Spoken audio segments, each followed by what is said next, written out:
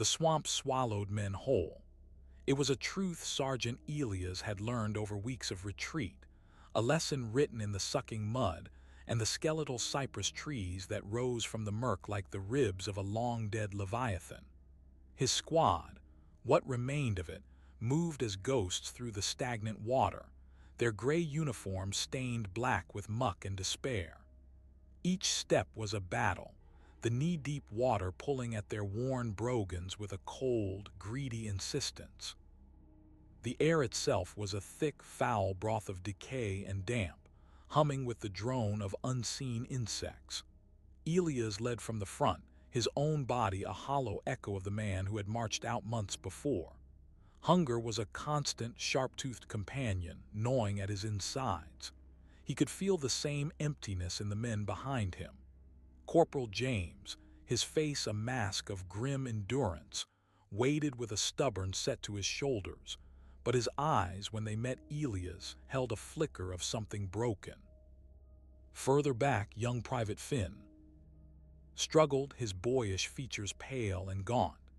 Every slosh and stumble from the youth was a fresh stab of guilt for Elias, who had promised these boys glory and found them only mud and misery.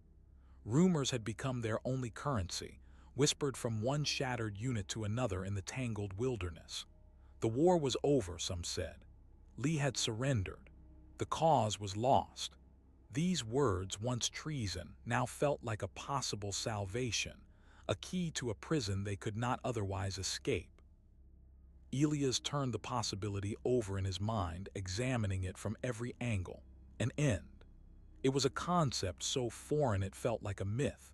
To lay down his rifle, to see his Sarah again, to feel the dry, solid earth of his Georgia farm under his feet instead of this endless, sucking bog.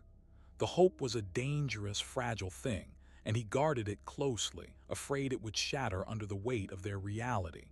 They moved in a heavy silence, broken only by the squelch of mud, the labored rasps of their breathing, and the occasional, distant cry of a water bird that sounded too much like a man in his final agony. The light filtering through the dense canopy was a sickly, green-tinged twilight, regardless of the hour. Shadows clung to the gnarled roots and hanging moss, twisting into shapes that teased the weary mind. More than once, Finn had started, his rifle half-raising at a stump or a knot of vines, his nerves frayed to their very ends. James would merely grunt, a sound of pure contempt for the boy's fear and for the swamp itself. Elias pushed on, his mind a numb blank, focused only on placing one foot in front of the other. The path, if it could be called that, was a treacherous guess between islands of slightly firmer ground. Their world had shrunk to this. The next step, the next breath, the next pang of hunger. The grand ideals that had sent them marching off with bands playing were ghosts now, fainter than the memories of full bellies and warm beds. All that remained was the primal need to survive, to escape the cloying wet and the creeping cold. They were no longer soldiers of a confederacy, but simply lost men, adrift in a vast and hungry green sea, their desperation a palpable force that clung to them as heavily as the swamp's own foul breath. The deeper they trudged into the swamp's heart, the more the world seemed to warp and watch. The cypress trees grew thicker, their great, swollen bases rising from the water like the pillars of some drowned, pagan cathedral. It was there, amidst the oppressive silence, that the first talisman appeared. A cluster of small, white animal bones, meticulously strung together with sinew and twine, dangled from a low-hanging branch. They clacked together softly in the stagnant air, a sound like dead teeth chattering. Interwoven with the bones were feathers of a startling, iridescent black, and from the center of the macabre mobile hung a single, clouded animal eye that seemed to track their slow, miserable progress. Elias felt a coldness that had nothing to do with the swamp's damp chill settle in his gut. He raised a hand, halting the ragged column. His eyes, weary from scanning for Union patrols and solid ground, now scanned the gnarled bark of the surrounding trees. On the trunk of a massive cypress, just at eye level, a symbol had been carved deep into the wood. It was a spiral inside a broken circle, its lines angry and precise. Further on, another tree bore a different mark, a series of intersecting lines that looked like a barred gate. They were not the casual scratches of wildlife or the blazes of hunters. They were warnings. Private Finn drew a sharp, shaky breath, his knuckles white where they gripped his rifle. His wide eyes flickered from one unsettling artifact to the next, seeing in them the confirmation of every campfire story about haunted bayous and vengeful spirits. The swamp no longer felt merely hostile. It felt intelligent and malevolent. Corporal James let out a short, derisive laugh that cut through the heavy air. He sloshed forward, coming to stand beside Elias, his gaze sweeping over the bones and carvings with open contempt. He was a man of powder and lead, of tangible threats you could see and shoot. This primitive pageantry meant nothing to him. He gestured vaguely at the talismans, his voice a low growl of impatience. The men were exhausted, their bodies trembling with fatigue and hunger. The light was fading, and with it, any chance of finding shelter before full dark. This was not a place to stop and shudder at shadows and savage trinkets. They needed walls, however crumbling, and a patch of dry earth, however small. To let fear of superstition keep them wading through the treacherous, snake-infested water in the dark was a fool's choice, a quicker death. He argued that whatever hands had hung these charms were long gone, and the only spirits they needed to fear were those of starvation and pneumonia. His pragmatism was a blunt weapon, swung hard against the creeping dread that threatened to paralyze them all. Elias looked from James's hardened, skeptical face to Finn's pale, terrified one. He felt the weight of command, a familiar burden that now felt heavier than ever. The carvings were a language he did not understand, but their intent, to ward, to forbid, was unmistakable. A primal part of him, the part that had kept him alive through a dozen battles, screamed to turn back, to find another path. But James was right. There was no other path. The swamp stretched for miles in every direction, and the men were at their absolute limit. The superstition that chilled his blood was a luxury they could not afford. Survival demanded they ignore the omens, that they press on into the clearly marked territory of something that did not want them there. With a final, uneasy glance at the clouded animal eye swinging gently in the still air, Elias gave a curt nod, and the squad began to move once more, deeper into the gathering gloom. Every clack of bone and glimpse of a carved symbol feeling like a nail being driven into their fate. The promise of ruin was a sweeter sight than any they had seen in weeks. It emerged from the tangled veil of cypress, and hanging moss like a mirage of salvation. A small, dilapidated cabin slumped wearily upon a patch of raised, semi-solid ground. Its roof sagged like a broken spine. Its walls were a latticework of weathered, splintering logs, and a shroud of thick, serpentine vines choked the structure, pulling it slowly back into the earth from which it had been hewn. To the exhausted soldiers, it was a palace. Sergeant Elias felt a surge of relief so potent it was almost dizzying. Here was a reprieve from the endless, sucking water, a place to rest their burning muscles and escape the gnawing damp, if only for a few hours. He signaled a halt, his eyes scanning the small clearing for any immediate threat. But the only movement was the gentle sway of Spanish moss in the stagnant air. The silence here was different from the swamps, not just empty, but abandoned. Corporal James wasted no time, sloshing forward with a renewed vigor, his earlier skepticism about omens forgotten in the face of tangible shelter. He pushed aside a curtain of vines where a door had once been and disappeared into the cabin's dark maw. Elias followed, his boots finding the blessedly dry, packed earth of the threshold. The interior was a single room, steeped in the thick, sweet smell of rot and dust. Fingers of weak, greenish light pierced through gaps in the walls and roof, illuminating motes of dust dancing in the still air. Private Finn, however, lingered outside. His youthful face, which should have mirrored their relief, was instead a canvas of deep unease. He did not see shelter, he saw a tomb. The way the vines gripped the cabin looked less like nature's reclamation and more like a purposeful binding. The silence felt watchful. He stared at the dark opening, imagining not a place of rest but a gaping mouth, and he felt a cold certainty that they were not the first lost souls to be lured inside. Within, the evidence of a life interrupted lay frozen in time. A rough-hewn table was overturned in the center of the room, as if kicked aside in a sudden scramble. A single, rusted cooking pot lay near a cold, ash-filled hearth, a ladle still resting inside it. In one corner, a crude wooden rocking chair sat, a tattered blanket draped over its back as if its occupant had just risen. But it was the small, personal items that spoke most loudly of the inhabitant's sudden departure. Elia's gaze fell upon a child's wooden doll, its painted smile faded, lying abandoned near the hearth.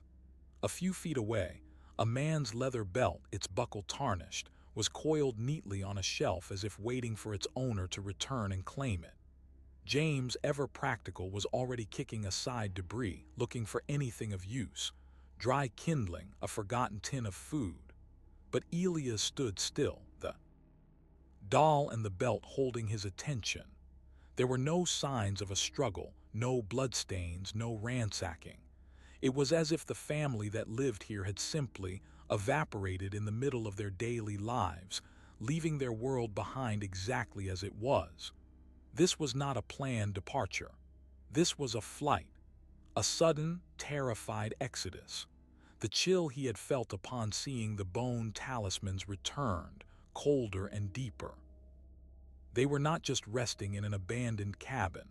They were standing in a shrine to a mystery, a place where people had vanished. And the silence that Finn feared so much was the silence of a question that had never been answered.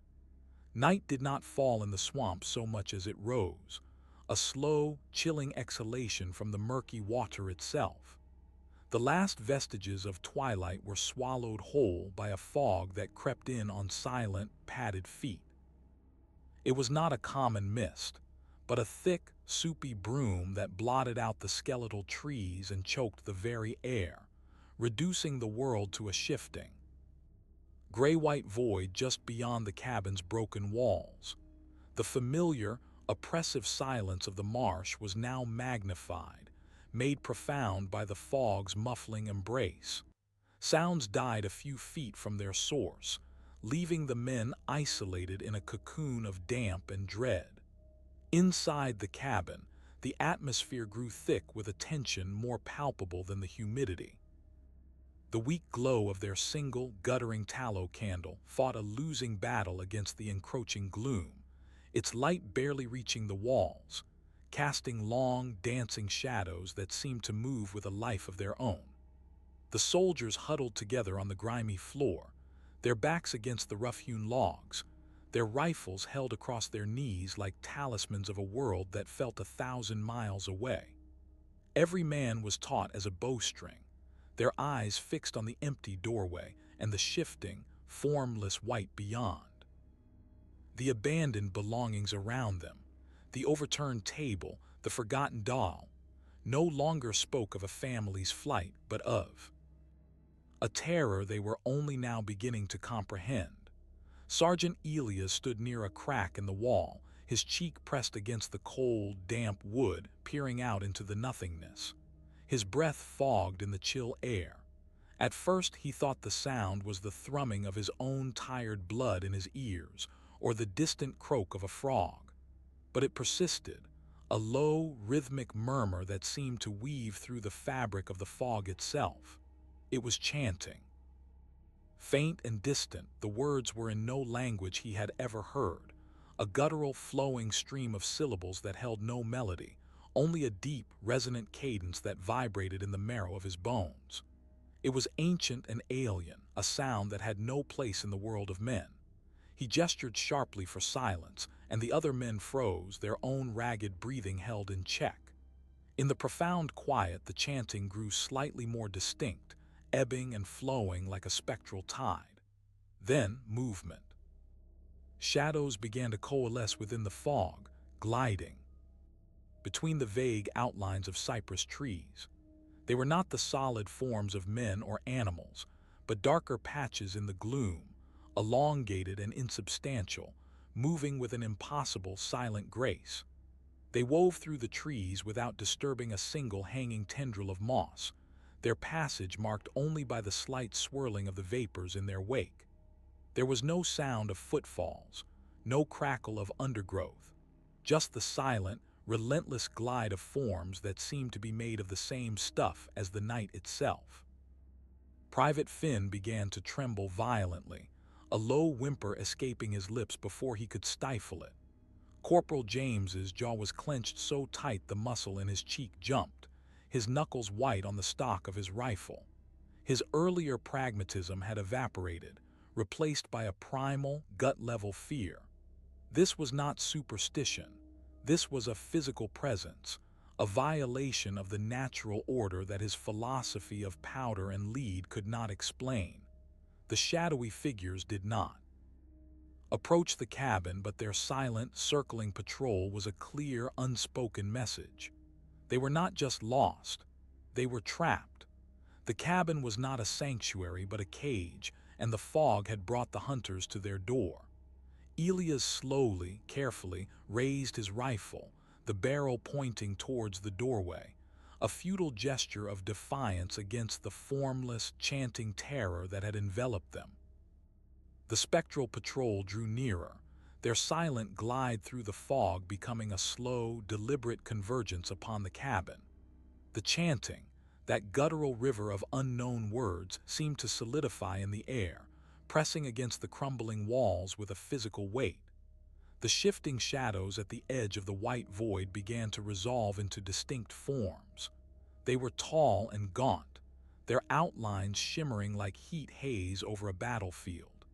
As they drifted closer, their features became a waking nightmare. They were translucent, their bodies woven from the very essence of the fog and the swamp-s. Deep shadows.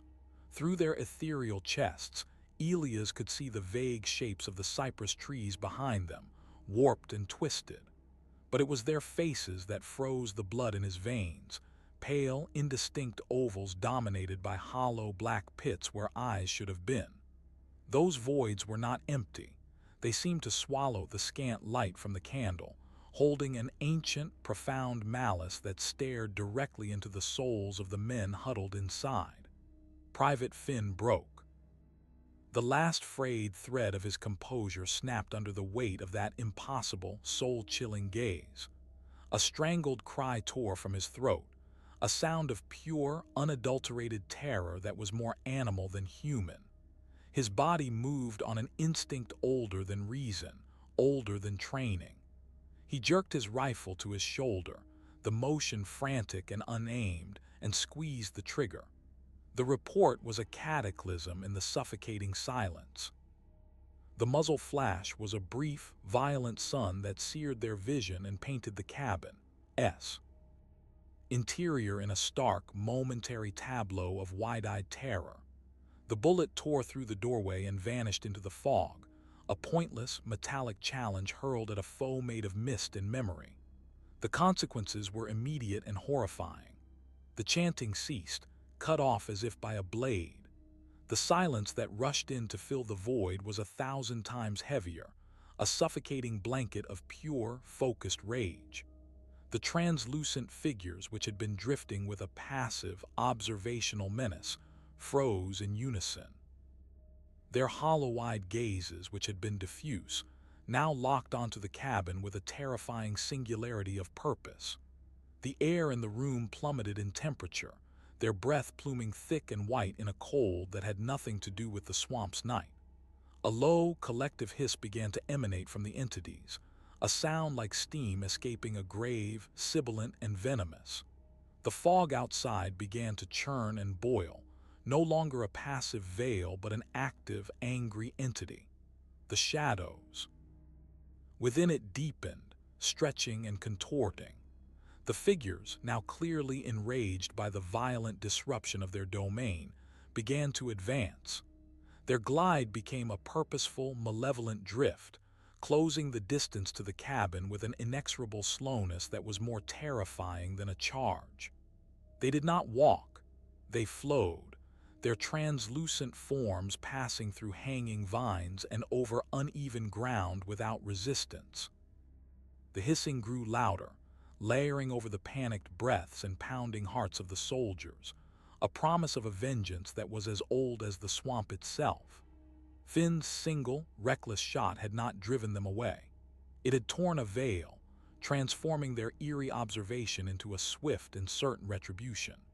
Panic was a contagion, and Finn's gunshot was the spark that set the cabin ablaze with it. The soldiers scrambled back from the doorway as the enraged hissing of the specters swelled into a deafening chorus. The very air seemed to thicken with their malice, pressing in on the crumbling structure, making the logs groan in protest. In the chaotic scramble, Corporal James, driven more by a furious, cornered instinct than by courage, stumbled backward through a rotten section of the rear wall. Splinters tore at his uniform as he fell through into the clinging undergrowth behind the cabin, landing hard on a patch of damp, spongy earth. The ground gave unnaturally beneath him, a soft, yielding mound that felt different from the surrounding terrain. Gasping, he pushed himself up, his hands sinking into the soil. His fingers brushed against something hard and smooth, not a root or a stone, but something carved. He wiped away the leaf litter and thick moss, his heart hammering against his ribs. It was not a natural formation. He had fallen upon a low, deliberate mound of earth, roughly circular and perhaps 6 feet across, nearly invisible beneath its blanket of swamp growth. But it was what adorned the mound that stole his breath. Arranged in a precise pattern across its crest were artifacts of a profound and unsettling nature. There were more of the small, strung-together animal bones, their whiteness stark against the dark soil. Alongside them lay polished stones of jet and river quartz, feathers from birds of prey, and a circlet of woven, thorny vines that looked fresh despite the rot surrounding everything. At the center of this arrangement sat a single, large terrapin shell, its surface intricately carved with the same spiral and circle symbol they had seen on the trees. This was no random collection of trash. It was a shrine, a burial site. The knowledge should have filled him with a superstitious dread, a reverence for the dead. But for James, whose world had been reduced to violence and survival, it ignited a different, uglier fire. The fear he felt curdled into a defiant rage. These primitive symbols, these bones and whispers, had harried them, terrified his men, and now threatened to be their end. He would not be cowed by savage magic and swamp ghosts. With a guttural roar of his own, a sound ripped from a place of deep-seated fury and helplessness, he launched himself at the mound. He kicked at the carefully arranged artifacts, his heavy brogan scattering bones and stones, sending them flying into the dark. He stomped on the terrapin shell, the crack of it a sickening punctuation to his violence. He tore at the circlet of thorns, ignoring the way they scored his palms, and ripped the mound itself apart with his hands, desecrating the sacred ground in a frantic, furious effort to assert his dominance over the unseen world that tormented him. For a single, suspended moment, the hissing from the front of the cabin ceased. The oppressive presence seemed to draw a sharp, silent breath.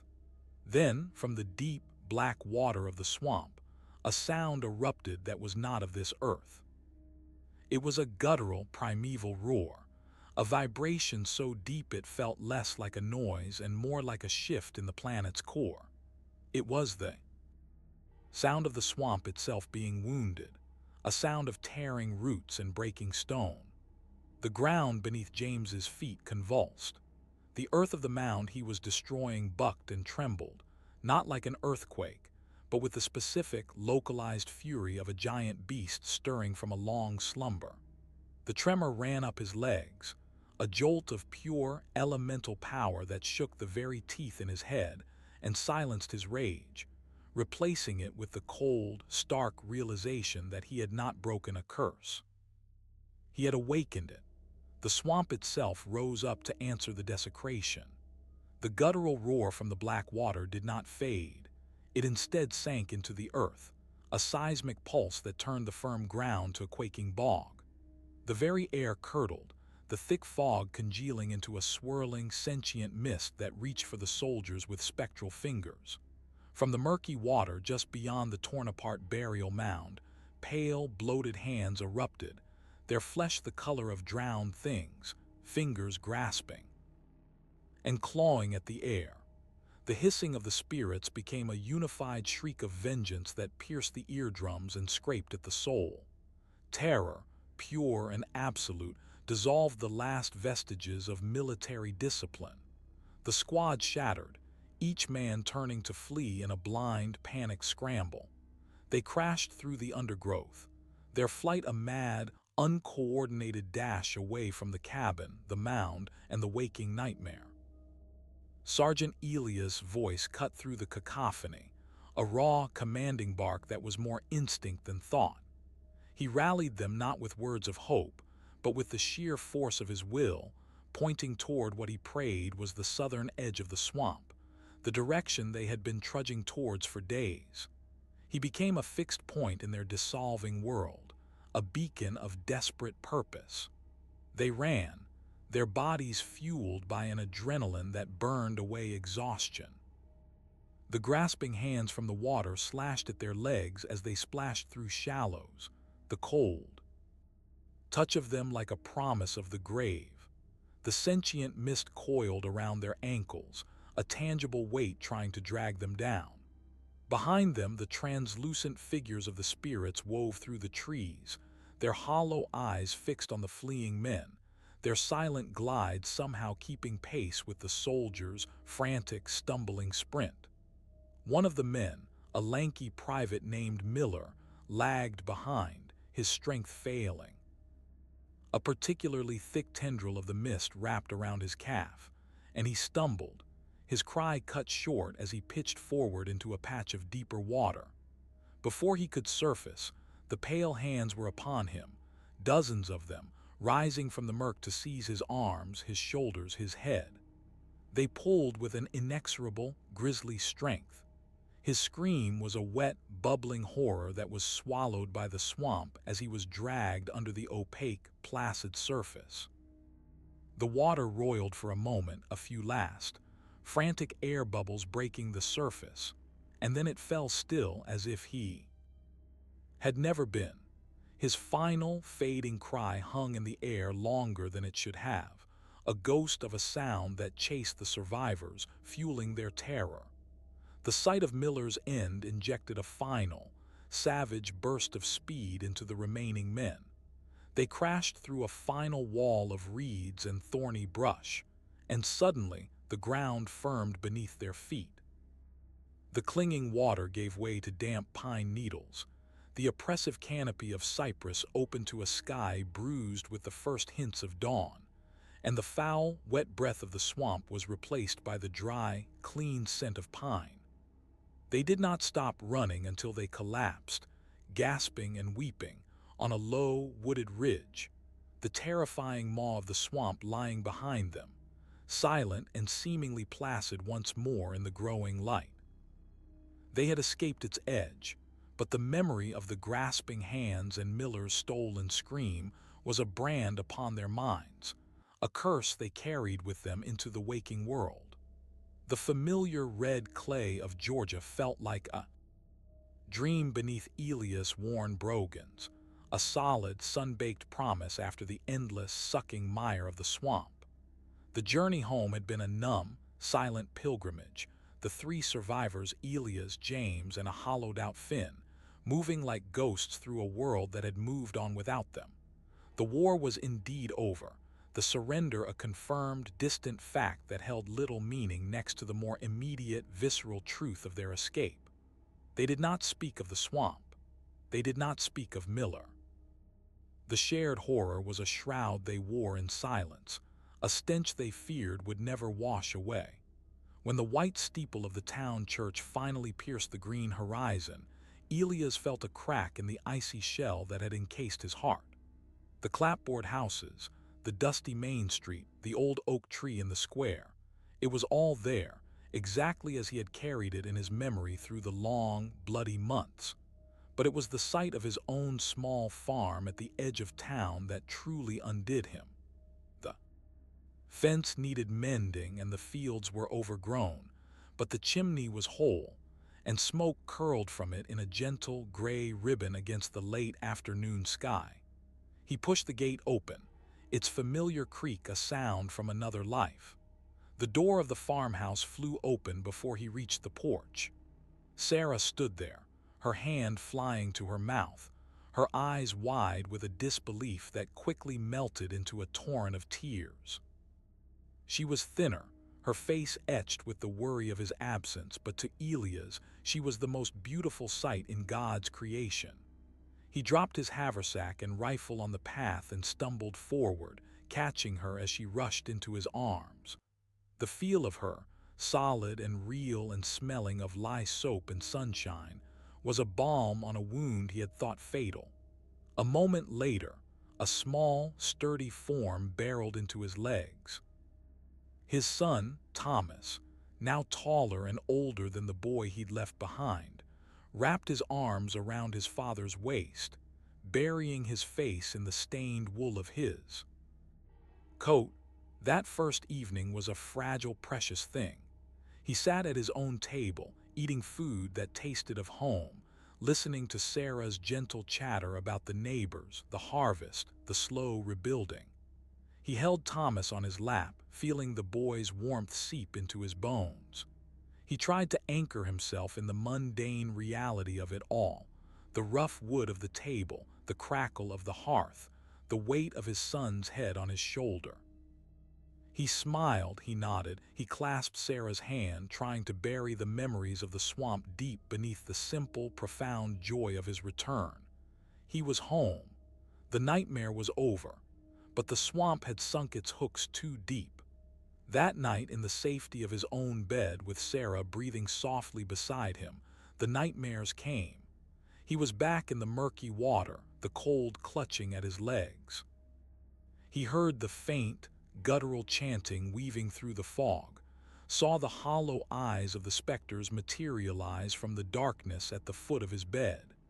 He felt the ground tremble as James kicked apart the burial mound, and he heard with perfect, agonizing clarity Miller's final, bubbling scream as the pale hands dragged him under.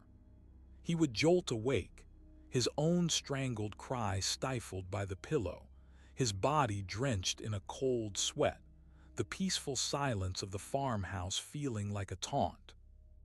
He would lie there for hours, staring at the moonlit window, half expecting to see a gaunt, translucent face pressed against the glass, its hollow eyes staring back at him, a silent reminder that some borders once crossed could never be fully closed again. The fragile peace Elias had tried to build in the weeks since his return began to crack with the frantic pounding on his door just after dawn. He opened it to find Martha Higgins, her face a mask of tear-streaked panic, her hands wringing the fabric of her apron into a tight, desperate knot. Her words tumbled out in a breathless, terrified stream. Old man Higgins was gone. He had gone out to the woodpile at first, light as was his habit, and had never returned. She had heard it, she insisted, her eyes wide with a horror that mirrored the one Elias carried in his own heart. A strange, wet sloshing sound from the edge of their property, followed by an abrupt, unnatural silence. A cold dread, familiar and thick as swamp water, closed around Elias' heart. He grabbed his coat and his old rifle, the weight of the weapon a grim and unwelcome comfort. The morning was bright and clear, the Georgia sun warm on his back, but it felt like a lie as he followed Martha to the Higgins property. The scene at the woodpile was chilling in its ordinariness. A single, freshly split log lay on the ground next to the chopping block, the axe buried in the stump as if Higgins had simply paused mid-swing. But there were no signs of a struggle, no blood, no indication of where the old man could have gone. It was then that Elias' eyes, trained by war and terror to see what others missed, found the trail, leading away. From the chopping block towards the dark line of the woods that bordered the Higgins farm was a set of footprints. They were not the clear impressions of a man's boots, but something far more sinister. The prints were deep and blurred, as if made by feet that were not wholly solid, and they were filled with a thick, black, foul-smelling mud. The scent that rose from that mud was one Elias would never forget. The rich, cloying stench of decay and stagnant water, the exact same odor that had permeated the air of the cypress swamp. His breath caught in his throat. This was no ordinary disappearance. This was a calling card. He followed the trail, his rifle held tight, every sense screaming in alarm. The muddy footprints led in a straight, purposeful line across the dewy grass, not deviating for fence posts or garden plots. They moved with an unnerving directness, as if the person, or thing, that made them had no need to look where it was going. The prints entered the tree line, the darkness of the woods swallowing the path ahead. Elias stood at the edge, peering into the shadows between the pines. The trail of mud continued, a vile, black ribbon leading deeper, a path that did not belong in the dry Georgia woods. It was a path that smelled of the deep south, of rotting vegetation and ancient, drowned things. It was a path that led directly out of his nightmares and into his waking world, a stark and terrifying confirmation that the curse of the swamp had not been content to remain in the mire. It had followed them home, and it was hungry.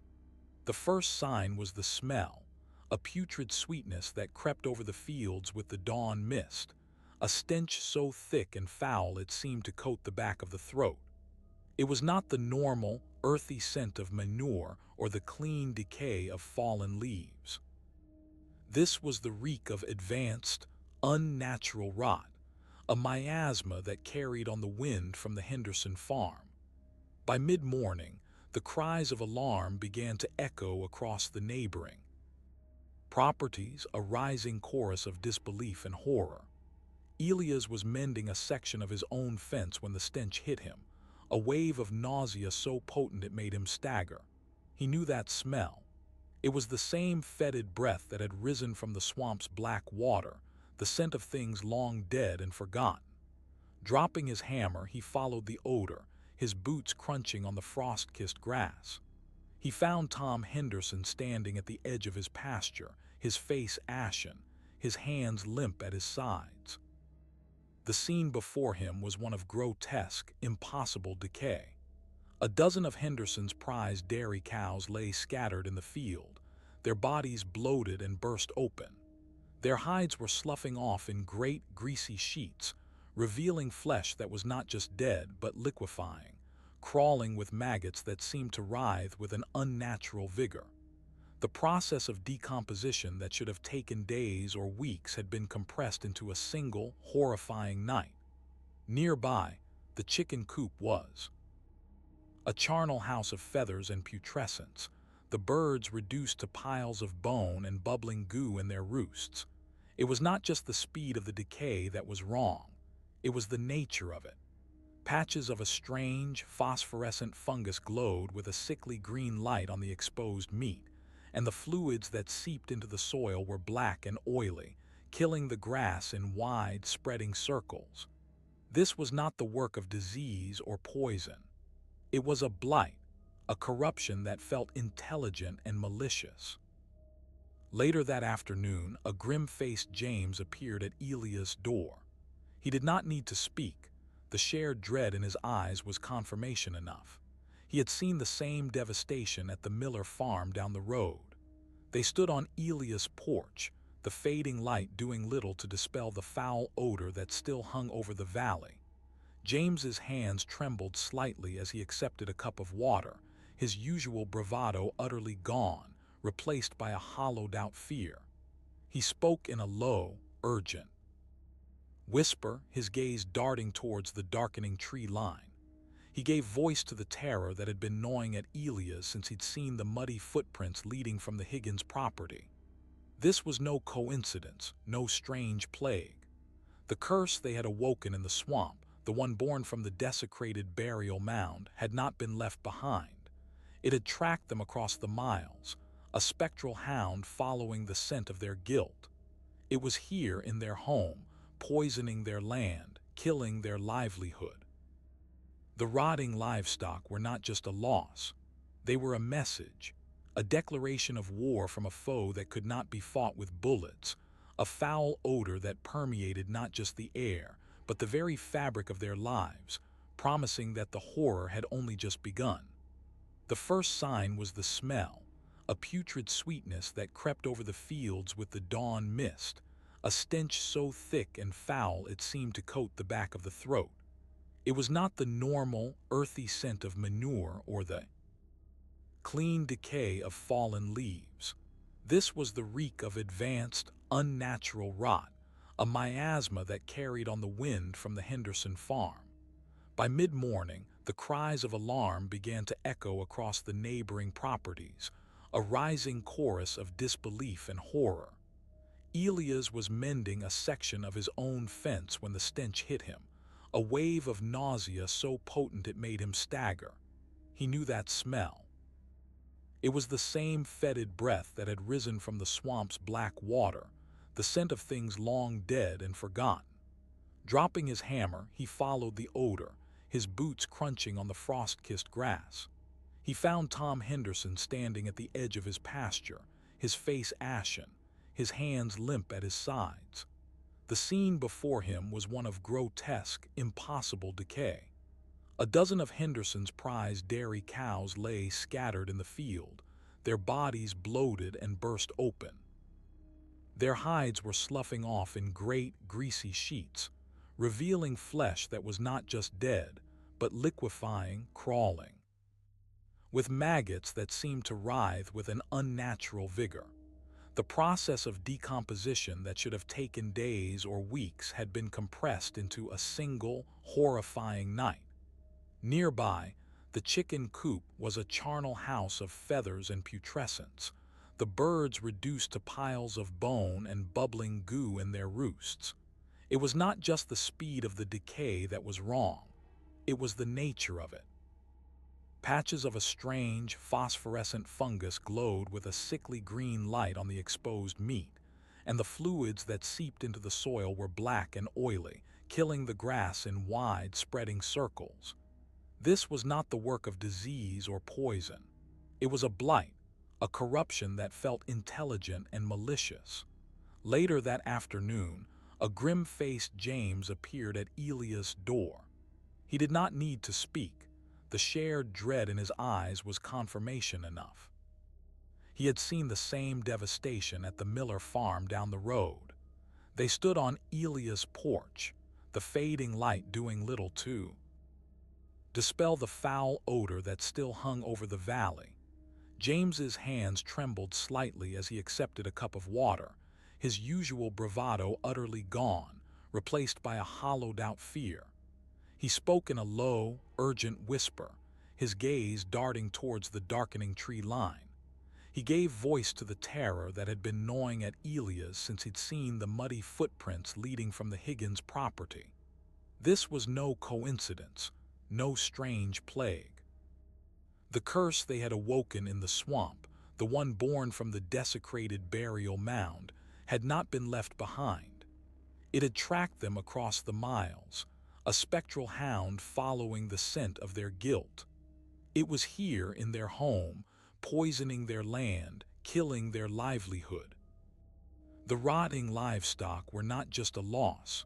They were a message, a declaration of war from a foe that could not be fought with bullets, a foul odor that permeated not just the air, but the very fabric of their lives, promising that the horror had only just begun.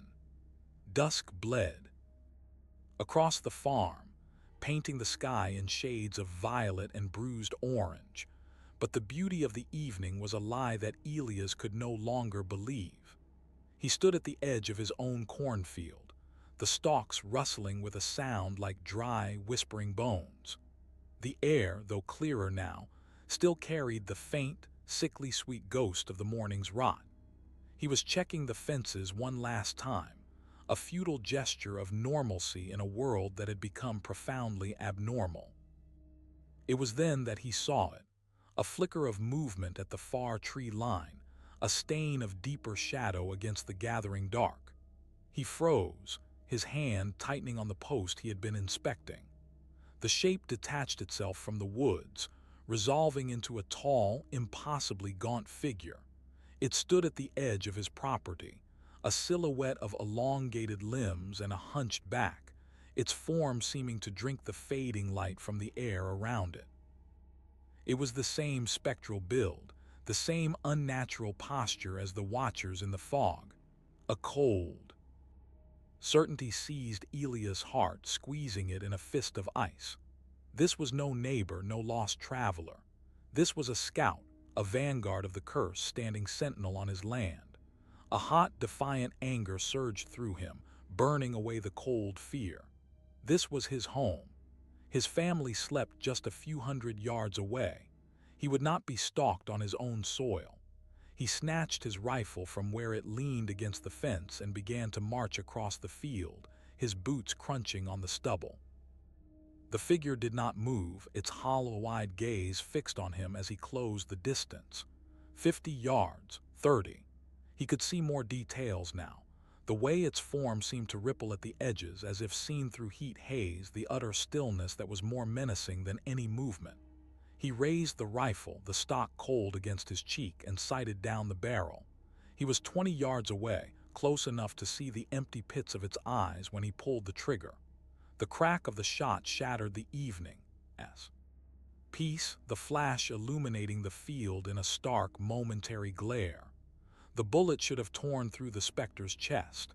Instead, it passed through nothing but cold, dense air. The figure did not flinch, did not stagger. It simply began to dissolve. Its form unraveled like smoke, thinning and spreading, losing all cohesion. Within seconds, the gaunt stalker was gone, replaced by a low, ground-hugging bank of fog that coiled and twisted for a moment before seeping back into the earth, leaving behind only the lingering, swampy odor of decay and a profound, ringing silence. Elias stood alone in the dark field, the spent rifle hanging uselessly in his hand.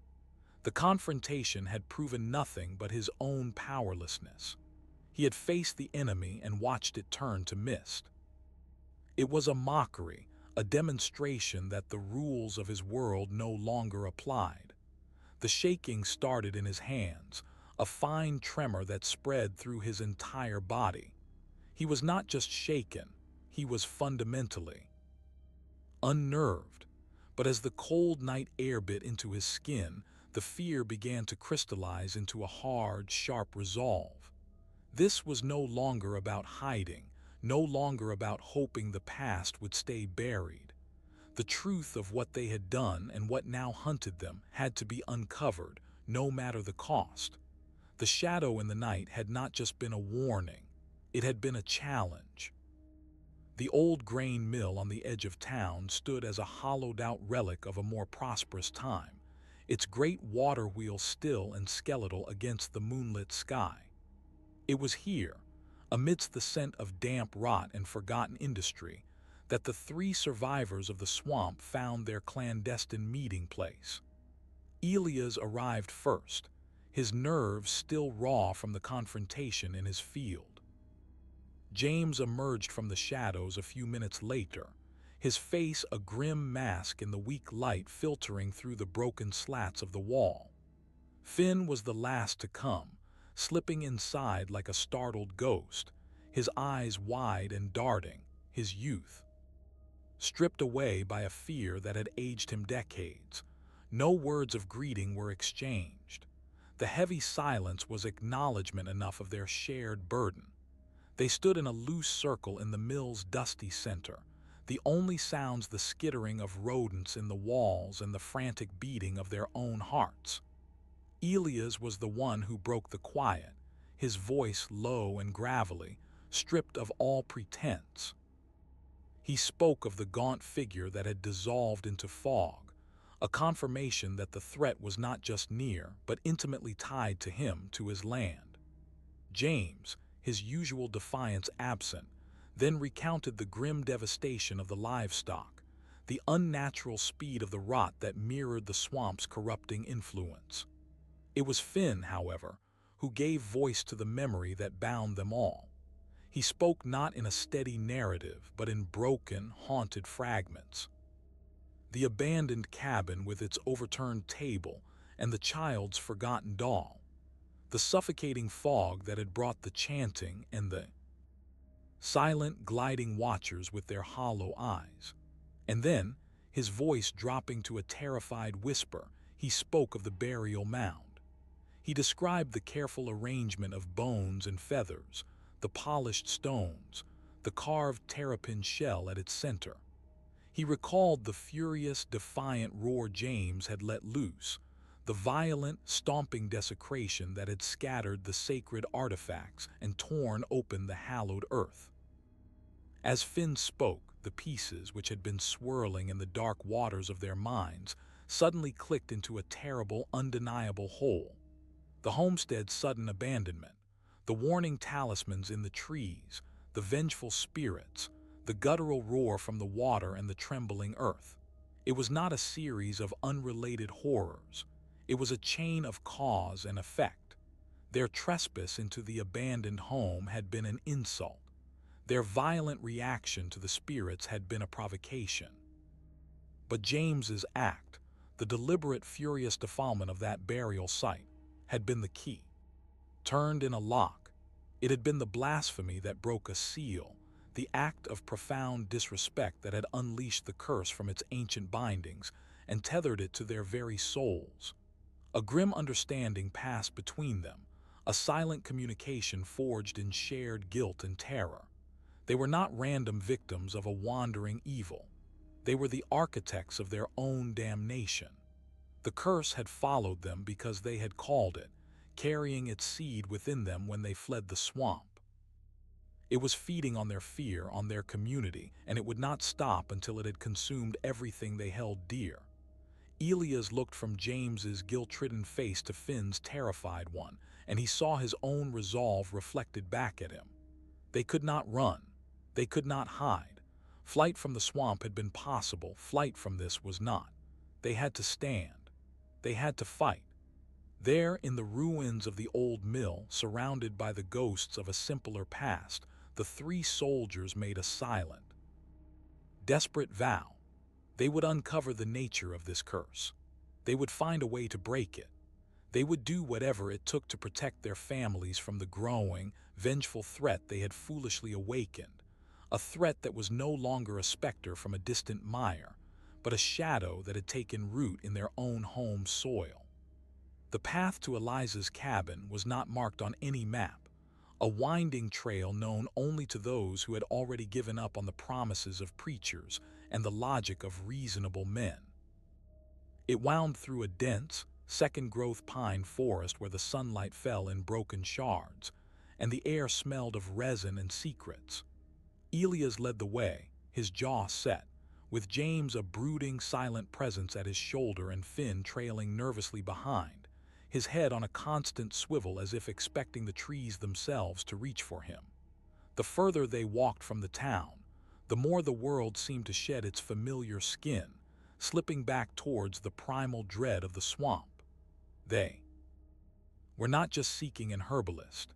They were pilgrims approaching an oracle of the old world, a keeper of truths that civilized society had tried to forget. Eliza's home was a small, sturdy log structure nestled in a hollow, so covered in climbing ivy and moss it seemed a natural outcropping of the earth itself. A thin, persistent curl of smoke rose from its stone chimney, carrying the scent of drying herbs, sage, mugwort, and something darker, more bitter.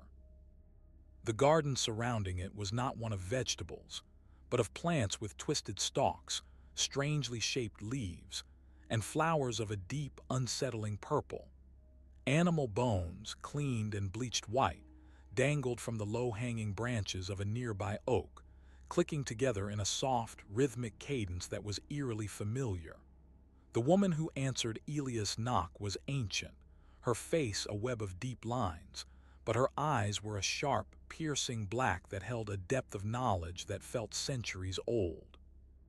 She did not seem surprised to see them. She merely looked from one haunted face to the next, her gaze lingering on the invisible stain of terror they carried, and gave a slow, grave nod.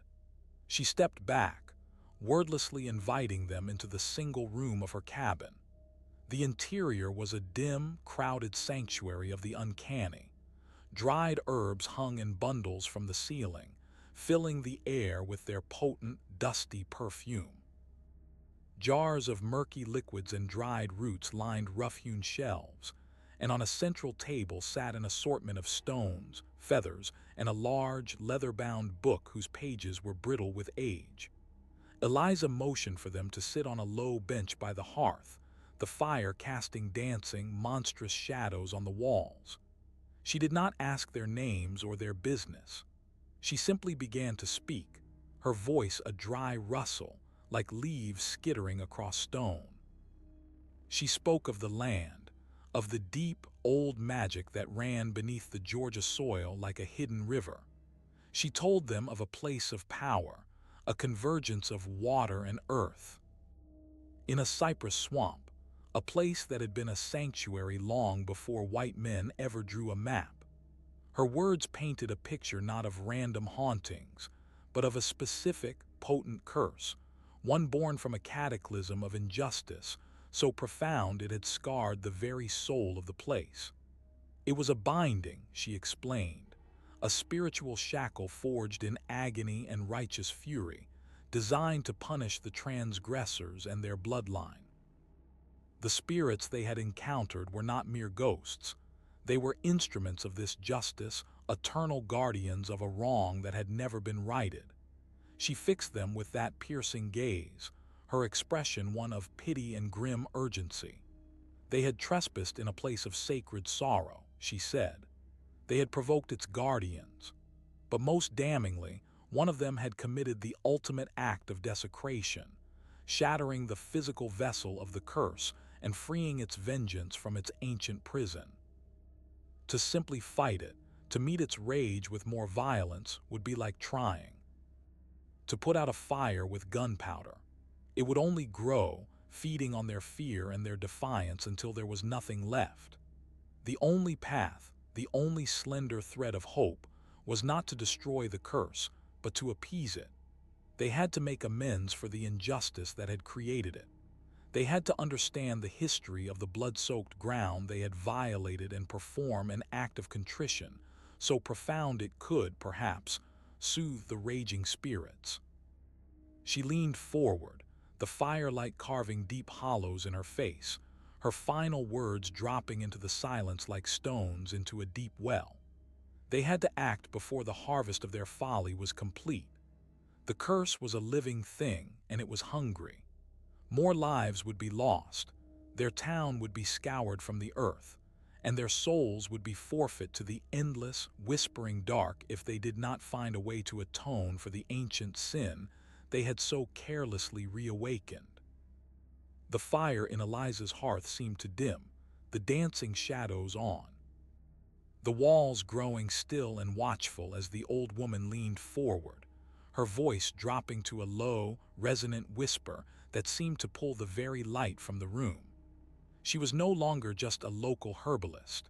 She was a chronicler of a hidden, bloody past, a keeper of a story that had been deliberately erased from the town's collective memory. The truth she began to unravel was darker, and more profound than any battlefield horror Elias had witnessed. Long before the first settler's axe had bitten into the Georgia pines, she explained, the cypress swamp had been a place of refuge. It was a hidden world, a labyrinth of water and shadow where those who sought freedom from chains could disappear, a sanctuary forged by the desperate and the determined. They were not savages practicing primitive magic, as the stories told by their oppressors claimed. They were men and women who had carried with them from across the ocean old, deep-rooted beliefs, a knowledge of the spirit world and the hidden, forces that bound the land. In the swamp's heart they found not just isolation but a convergence of power, a place where the veil between worlds was thin. But their sanctuary was not to last. Hunting parties, fueled by greed and a brutal sense of ownership, eventually found the hidden trails. The captures were merciless, the punishments designed to crush not just bodies but hope itself.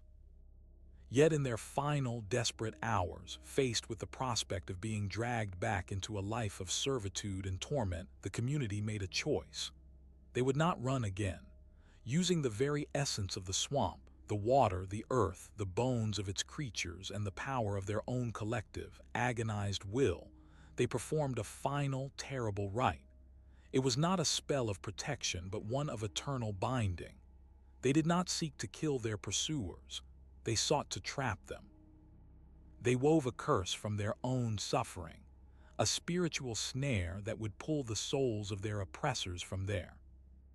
Bodies at the moment of death and shackle them to the swamp forever, denying them peace, denying them heaven, forcing them to walk the murky borders of the world they had defiled for all eternity. The homestead Elias and his men had discovered was not merely abandoned. It was the epicenter of this cataclysm. It had been built, generations later, by the descendants of those very hunting parties, erected upon ground that was forever cursed. The family had likely lived there for years, perhaps even decades, unaware of the silent, seething prison that lay just beyond their door. But the land never forgets. The strange happenings, the unease, the final, sudden flight, it all pointed to the curse stirring, its power leaking into their lives until they could no longer bear it and fled, leaving everything behind.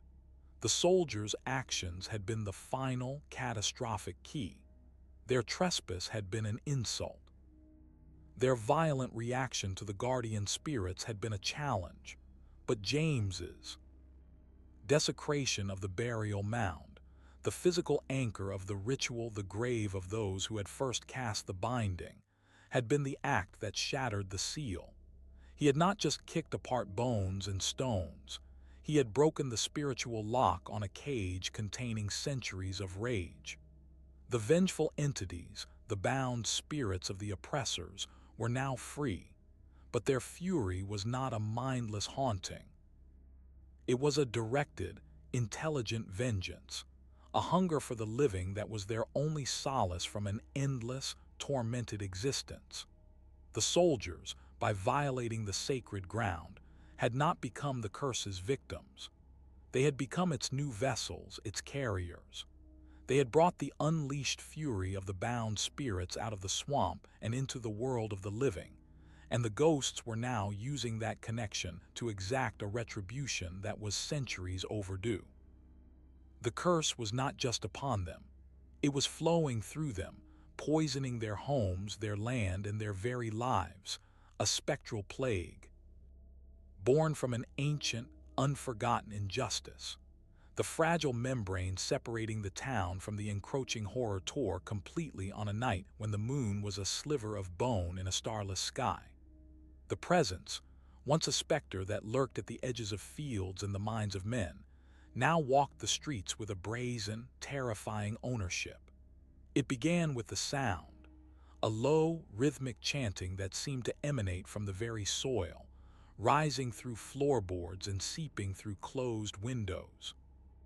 It was the same guttural, ancient tongue Elias had heard in the swamp, but now it was louder, closer, a chorus of spectral voices that filled the hollows of the night, turning the familiar into the alien. There were no words a living soul could understand, only a cadence of pure, undiluted malice that vibrated in the teeth and chilled the blood. Panic, which had been a simmering dread, now boiled over into a raw, town-wide terror. As the unnatural chanting echoed from the woods and across the rooftops, the sharp, frantic sounds of hammering filled the air in response. Men worked by lamplight, their faces pale and slick with sweat, nailing planks across windows and reinforcing doors with heavy crossbeams. The cheerful glow of hearth fires was extinguished, replaced by the fearful darkness of homes turned into fortresses. Families huddled together in their parlors, listening to the otherworldly dirge, their wide eyes fixed on the barricaded entrances, flinching at every creak of the house or howl of the wind, wondering if it was the wind at all.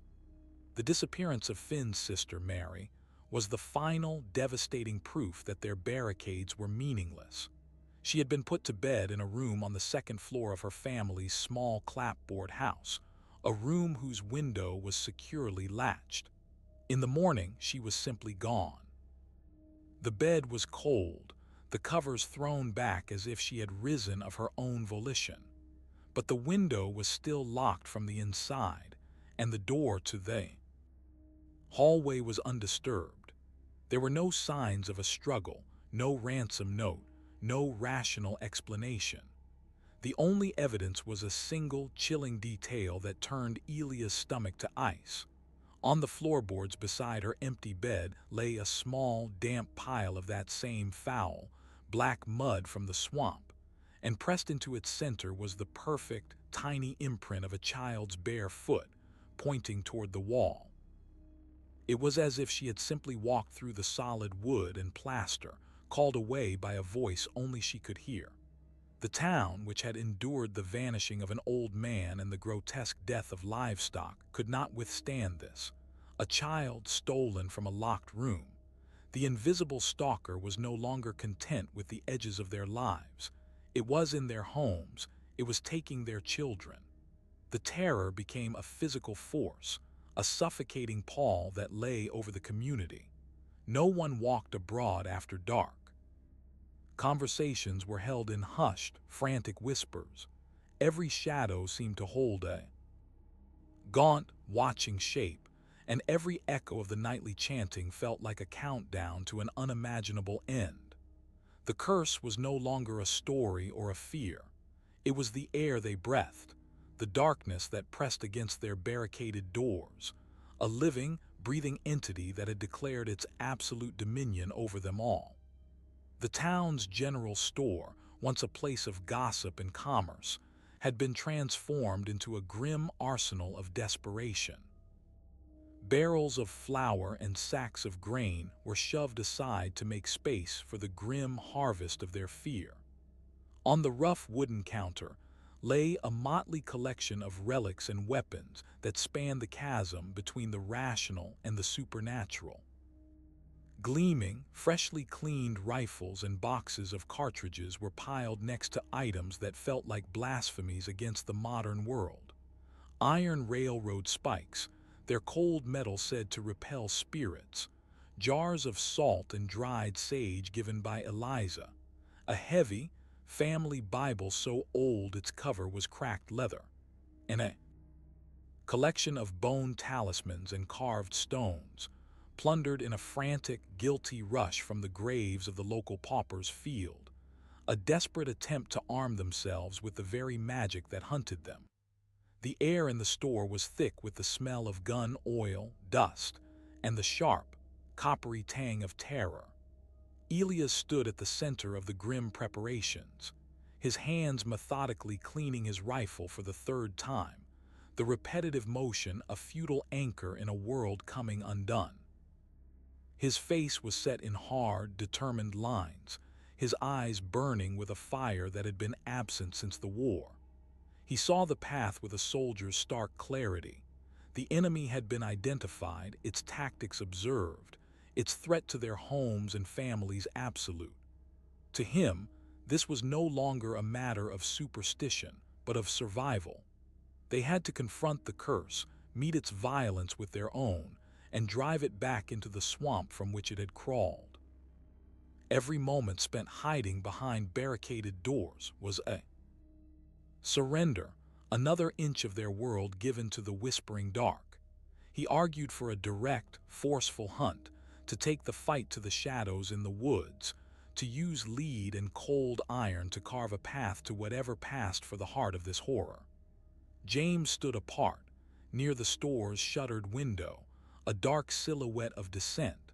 He watched the frantic gathering of weapons with a look of profound, gut-wrenching dread. The memory of the burial mound was a physical weight on his soul, and Eliza's words echoed in his mind like a death knell. He saw not preparation but provocation.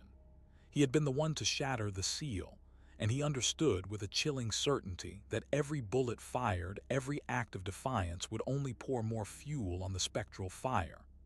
This was not an enemy that could be killed. It was a force that fed on conflict. To fight it was to empower it, to give its formless rage a sharper focus. He feared that marching into the woods with guns and stolen charms would not be a battle but a sacrifice, a delivery of their own raging spirits to feed the curse and worsen its hold on the world. His was a voice for flight, for gathering their families and fleeing the county, putting miles between themselves and the poisoned ground, even if it meant leaving everything else behind. The debate raged in hushed, intense tones, the fractured trust between the two men laid bare. Elias saw James's caution as cowardice, a betrayal of their vow to protect the town. James saw Elias' determination as a suicidal blindness, a march toward a damnation he himself had set in motion. Finn stood between them, trembling, his loyalty torn, his youthful face a canvas of terror that saw truth in both their nightmares. The relics on the counter seemed to mock them, a collection of hopeless tools against an enemy that could walk through walls and steal children from locked rooms. They were preparing for a battle, but the very foundation of their alliance was crumbling under the weight of a shared, unspeakable guilt and the terrifying uncertainty of whether they were arming themselves for a fight or for their own execution. The woods were a cathedral of waiting dread. The decision, born of desperation and fractured trust, had been made. They would hunt the hunter. Elias led the way, his rifle a familiar, cold weight in his hands, his jaw set in a hard line of grim resolve. James followed a few paces behind, his own weapon held with a tense, reluctant grip, his eyes scanning the dense undergrowth with a skepticism that had been stripped of all its former bravado, leaving only a raw, exposed fear. Finn brought up the rear, his breath coming in short, sharp gasps, his youthful face pale as parchment in the weak green light filtering through the canopy. The air was still and heavy, carrying the damp, loamy scent of decay, a scent that was now forever intertwined with the memory of the swamp. They moved in a silence that felt sacred and violated, each crunch of a twig underfoot sounding like a profanity in the hushed, watchful stillness. The signs of the curse were not subtle. They were blatant, mocking slashes of corruption upon the familiar Georgia woodland. A tall pine tree, its bark peeled back in long, oozing strips, revealed wood beneath that was blackened and crawling with the same phosphorescent fungus that had rotted the livestock. Further on, they found a small clearing where the very earth was blighted.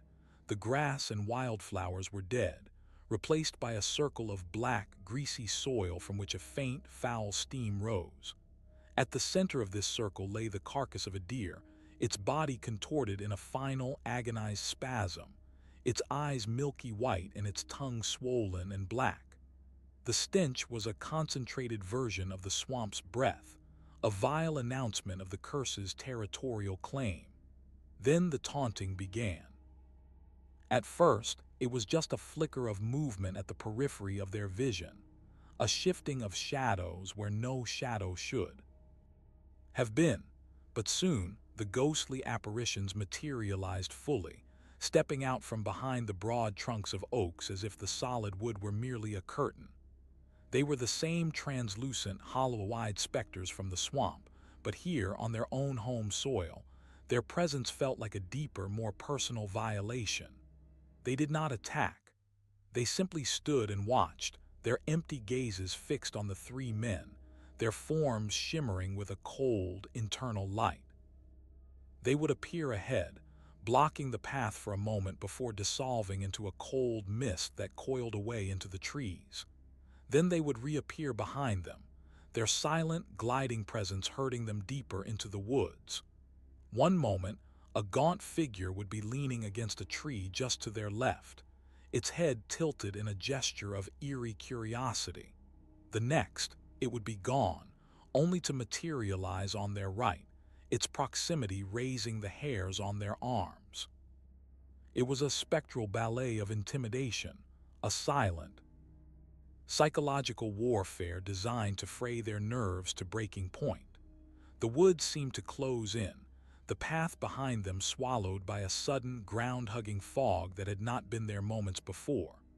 The air grew colder, their breath pluming in the unnatural chill.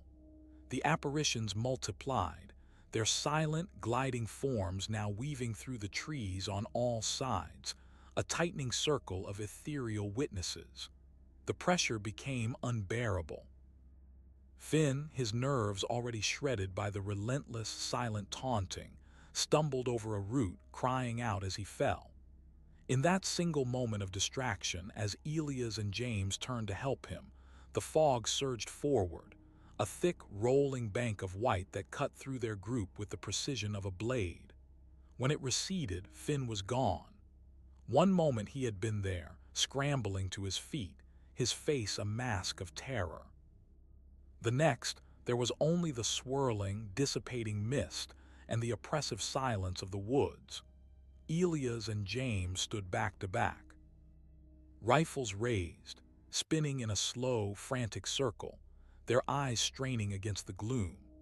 Then they heard it, a high, piercing cry of pure, undiluted terror that tore through the silent woods, a sound that was unmistakably Finn's. It did not come from a single direction, but seemed to echo from everywhere at once, bouncing off the trees, rolling through the hollows, a disembodied scream of panic that was swallowed by the waiting darkness, leaving behind a silence more profound and terrifying than any they had ever known. The echo of Finn's scream seemed to hang in the frigid air long after the sound itself had faded, a ghost of a sound that coiled around the trunks of the pines and seeped into the frozen earth. Elias and James stood frozen for a heart-stopping moment, the silence that rushed back in a heavier, more menacing presence than the scream itself. Then, a shared, desperate instinct broke their paralysis. They crashed through the undergrowth, no longer caring for stealth, their boots pounding against the hard ground as they followed the lingering resonance of their friend's terror, a sound that seemed to pull them toward the very heart of the wood's deepening gloom. They found him in a small, bowl-like depression, a natural amphitheater where the trees formed a tight, suffocating circle. Finn was on his knees, his back to them, his body rigid. He was surrounded by a half-dozen of the translucent specters, their hollow-eyed faces turned inward, their forms shimmering with a cold, patient light. They were not touching him, not threatening him physically. They simply stood in a silent, unmoving ring, a prison of pure presence. For a horrifying second, Elias was certain they were looking upon a corpse, but then Finn's shoulders twitched, and a low, guttural sound bubbled from his lips. It was not a scream, not a sob. It was a stream of words, a flowing, sibilant language that was ancient and alien. The same tongue they had heard chanting in the fog of the swamp now poured from Finn's mouth, but his voice was wrong, deeper, layered, as if multiple voices were speaking through him at once. His head was tilted back, his eyes wide open but seeing nothing of the physical world. The pupils dilated into black pools that reflected the shimmering forms of his captors. He was a conduit, a living vessel for the curse's voice, his own consciousness submerged beneath a torrent of spectral memory and malice. Elias raised his rifle, his finger tightening on the trigger, aiming at the nearest spirit, but James grabbed his arm, his grip like iron. His eyes, wide with a new kind of horror, were fixed not on the spirits, but on the ground within the circle. As Finn continued his unnerving recitation, the spectral forms began to drift apart, their silent patrol revealing what their presence had concealed. The floor of the depression was not mere earth and leaves. It had been deliberately arranged. A ring of black, water-smoothed stones enclosed a space in the center, and within that ring, symbols had been carved into the packed soil, the same spirals, broken circles, and barred gates they had seen on the cypress trees and the shattered terrapin shell. At the cardinal points, small, crude clay bowls held a residue of ash and what looked like dried, blackened blood. Animal bones, similar to those from the talismans, were laid out in a specific, purposeful pattern. This was not a random haunting ground. It was a place of power, a ritual site. The realization struck Elias and James with the force of a physical blow. The curse was not a mindless force roaming the land. It was anchored, it had a focal point, a place where its energy was concentrated and directed.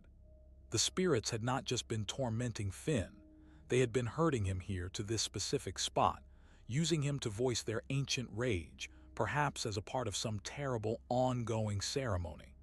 The symbols were a perfect match to those from the swamp, a direct, undeniable connection.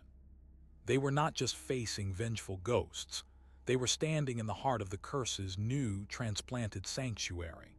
And in that chilling moment of understanding, a new, desperate hope bloomed amidst the terror.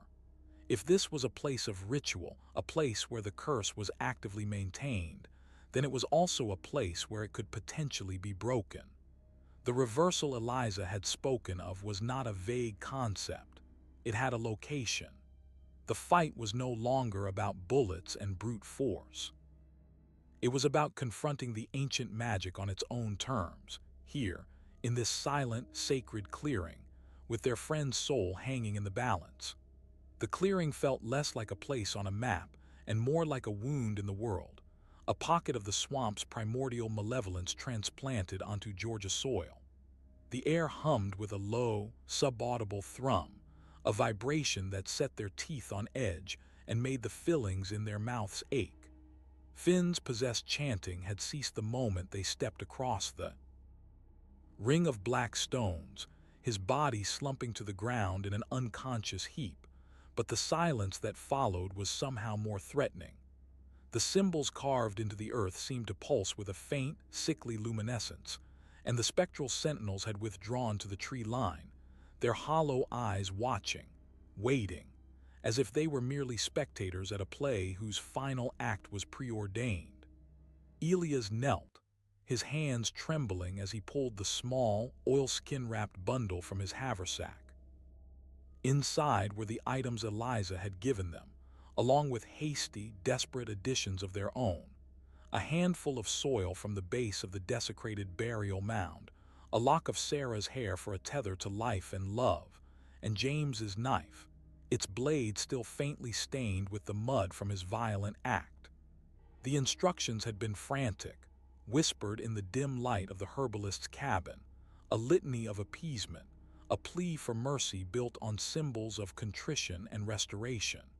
They were to reassemble the pattern, to offer a piece of themselves, to speak words of remorse into the hungry silence. James stood guard, his rifle aimed at the watching spirits, his face a rigid mask of dread. Every instinct screamed at him to flee, that this was a sacrilege upon a sacrilege, a foolish dance on the grave they had dug for themselves. But there was no other path left. Elias began, his voice a rough, unsteady whisper that was swallowed by the oppressive atmosphere. He scattered the grave soil within the stone circle, a feeble attempt to return what had been taken. He placed Sarah's lock of hair beside one of the clay bowls, a fragile offering of innocence. His words, meant to be a genuine apology, felt hollow and pathetic, the pleas of a drowning man to the sea itself. It was James's turn. The final step, the one Eliza had emphasized with grim solemnity, was the blood offering, a token of penitence, a symbol of the life that had been lost to create the curse. James was to use his own knife, the very instrument of his defiance, to draw a few drops of his blood onto the central symbol, a physical admission of his guilt. But as he stepped forward, his boot caught on one of the animal bones laid out in the pattern. It was a tiny misstep, a mere scuff of leather on bone, but in that charged, volatile space, it was a cataclysm. The bone skittered across the carved earth, breaking the delicate symmetry of the ritual layout. The effect was instantaneous and horrifying. The low hum in the air sharpened into a deafening shriek, as if the land itself were being torn open.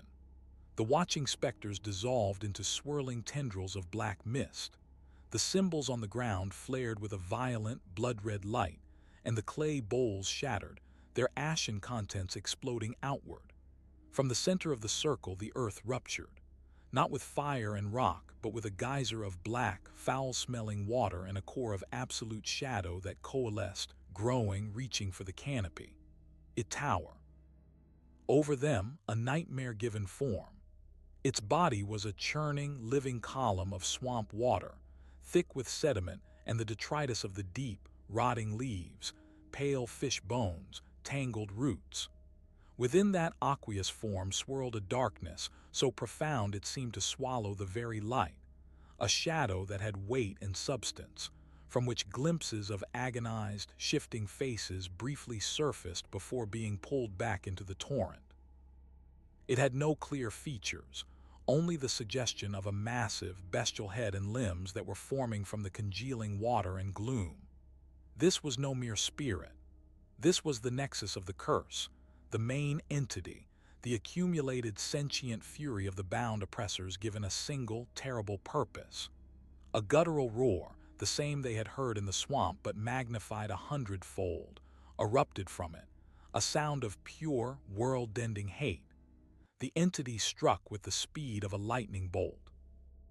A limb of solid, freezing water and solidified shadow lashed out, not at Elias, but at James, the one who had broken the ritual. The blow caught him full in the chest, lifting him from his feet and hurling him through the air like a rag doll. He crashed against the trunk of a massive oak with a sickening crunch of bone, slumping to the ground, motionless.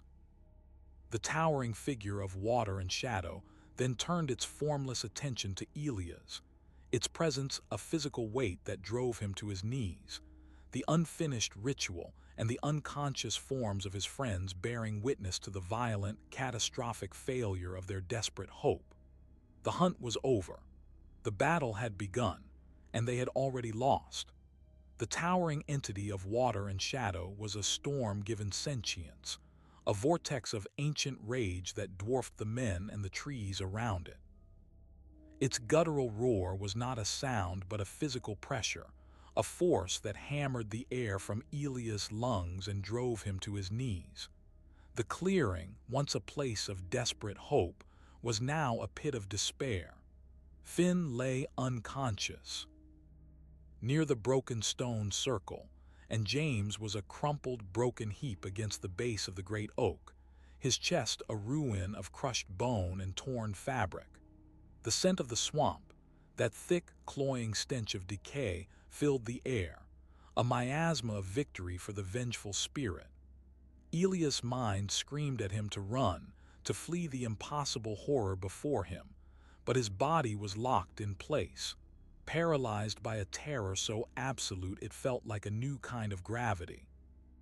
He watched, helpless, as a limb of churning, debris-filled water formed from the entity's core, rising high above him, poised to smash him into a bloody paste upon the cursed ground. This was the end, the final deserved payment for their trespass, their violence, their sacrilege. Then movement. a flicker of defiant life from the base of the oak tree. James, with a strength that could only be fueled by the last dregs of a mortal soul, pushed himself up onto one elbow. Blood flecked his lips, and his breathing was a wet, ragged ruin, but his eyes were clear, fixed on Elias with an urgent, unspoken command. He saw the ritual components scattered near Elias' knees, the soil, the knife, the lock of hair. He saw the towering entity, its attention fully consumed by the final kill. He saw the only path left. With a final, explosive effort that tore a guttural cry from his ruined chest, James lurched to his feet. He did not look at the entity. He did not look at his own certain death. He looked only at Elias, and in that last shared glance, a lifetime of shared hardship, of fractured trust, and of a bond forged in terror was communicated in an instant. Then he turned, and with a raw, wordless shout that was a challenge and a farewell, he threw himself directly at the base of the watery behemoth. The entity, its focus broken, reacted with swift, brutal violence. The massive limb meant for Elias swung down, but James was already there, a small, desperate figure meeting the avalanche. The impact was not loud, but sickeningly soft, a wet, crushing sound as the force of the blow pulverized what little life remained in him. His body was flung aside like a discarded toy, landing in a broken, final stillness near the tree line. But his sacrifice had bought a sliver of time, a precious, blood-bought distraction. The entity's roar shifted, its form rippling with a frustrated anger as it was momentarily drawn to the source of the interruption. That single moment was all Elias had. The paralysis shattered, replaced by a surge of frantic, agonized purpose. He snatched up James's knife, the blade still stained with the mud of the original sin. Ignoring the roaring giant, he focused on the central, glowing symbol on the ground. He didn't have the words, the herbs, or the time for Eliza's ritual. He had only the raw, desperate essence of contrition. He dragged the blade across his own palm, hissing at the sharp pain, and slammed his bleeding hand onto the carved earth, pouring his own life, his guilt, his grief for James and his fear for his family into the cursed soil. It was not a spell, but a plea, an offering of his own blood to atone for the blood that had been spilled to create this horror. A brilliant, pure white light erupted from the symbol, so stark it bleached the color from the world. It shot upward, a lance of searing energy that struck the center of the watery entity. The creature of shadow and decay screamed, a sound of tearing reality, its form beginning to unravel. The black water lost its cohesion, splashing down in a foul, stinking deluge that soaked the clearing. The solid shadow at its core fragmented, the trapped, agonized faces within wailing as they were pulled apart, their bindings dissolving.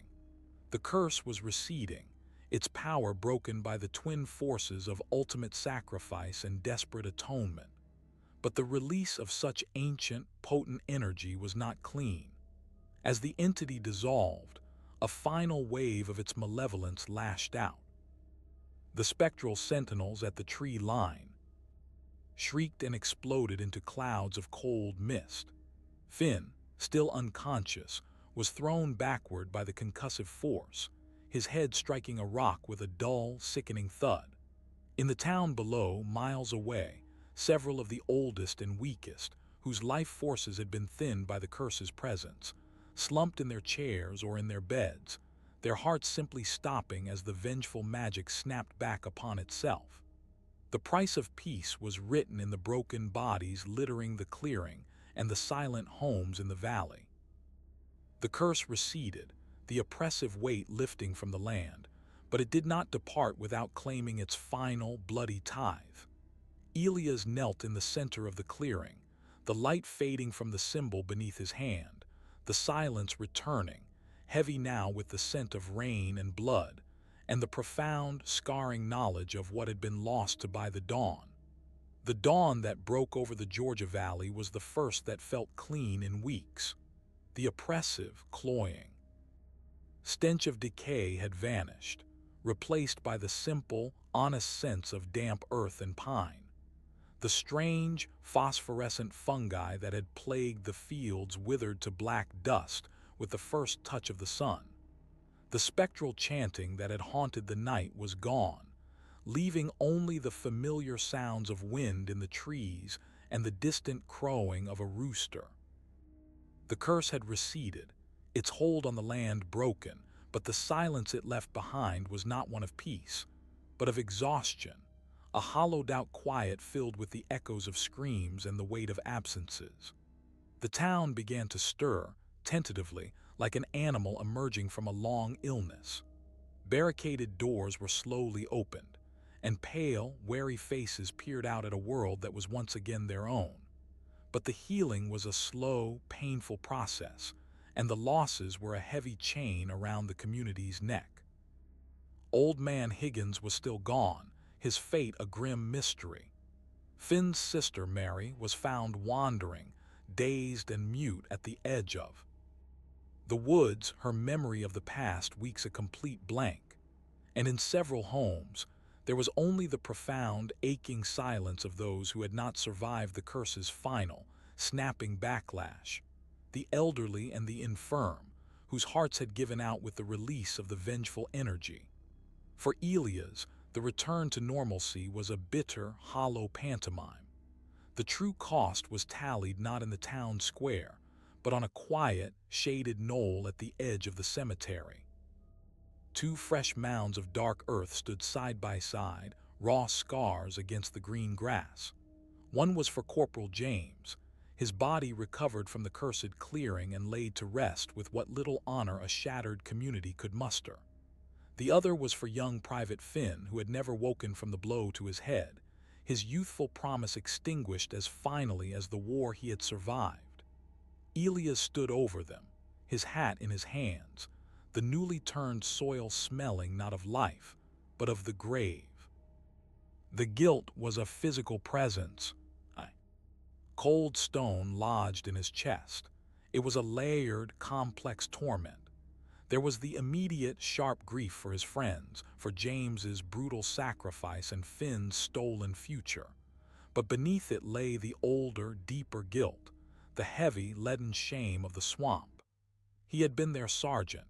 He had led them into that murky hell, dismissed the omens, and failed to prevent the desecration that had doomed them all. His mind replayed the moments on an endless, torturous loop.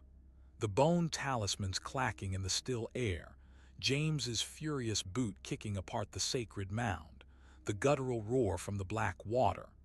He had been so focused on surviving the war, on getting his men home, that he had led them into a conflict far older and more terrible, a battle they were never meant to fight. The weight of their ghosts felt heavier than any command he had ever carried. He felt a gentle hand slip into his, its warmth a stark contrast to the chill in his soul. Sarah stood beside him, her head resting against his shoulder. She did not offer empty words of comfort or try to absolve him of a burden she could not fully understand. She simply stood with him in his grief, her presence a silent, steadfast anchor in the storm of his remorse. Later, back at the farm, as he stared blankly at the hearth, she spoke not of the past but of the future. Her voice was soft but firm, a thread of steel woven through the gentleness. She spoke of the fields that needed planting, the fence that still needed mending, the son who needed his father. She promised him not that the pain would vanish, but that they would face it together. They would rebuild not just their farm, but their lives, brick by painful brick, weaving a new future from the frayed and bloody threads of the past. Her promise was not a denial of the darkness, but a vow to kindle a light in spite of it, a quiet declaration that life, scarred and broken as it was, would stubbornly go on. Months had woven themselves into a fragile tapestry of routine, stitching over the raw wounds of the past with the quiet, repetitive threads of daily life. The fields were planted, the fences mended, and the town, though forever marked, had learned to breathe again without the taste of decay on the air. Yet, for Elias, the fabric of this new peace was thin, and the horrors of the past bled through like a stain that would not fade. He stood on his porch at dusk, watching the long shadows of the pines stretch across his land like grasping fingers. The war was a scar, the swamp a phantom limb, but the curse was a cancer in his soul, one he knew had only been forced into remission, never truly cured. He heard them still, the whispers, not the clear, guttural chanting of before, but something fainter, more insidious. They were carried on the wind that sighed through the pine needles, a sibilant rustle that sometimes formed syllables in a language his heart recognized but his mind could not translate. He would be checking a fence, post, or mending a harness, and a breath of sound would coil around his ear, a half-heard word that was gone before he could turn his head. Sarah and Thomas noticed the way he would suddenly freeze, his head cocked, his eyes distant, and they learned not to ask. It was his burden to bear, this private, endless echo of a nightmare. And he saw them, not the full, translucent horrors with their hollow eyes, but movements in the periphery of his vision. A shadow would detach itself from the deeper gloom beneath the oak tree and slide away into nothingness. A patch of darkness in the barn would seem to congeal for a moment into a gaunt, stooped silhouette before dissolving as he stared. They were fleeting, insubstantial things, these ghosts of ghosts, but they were a constant, mocking reminder.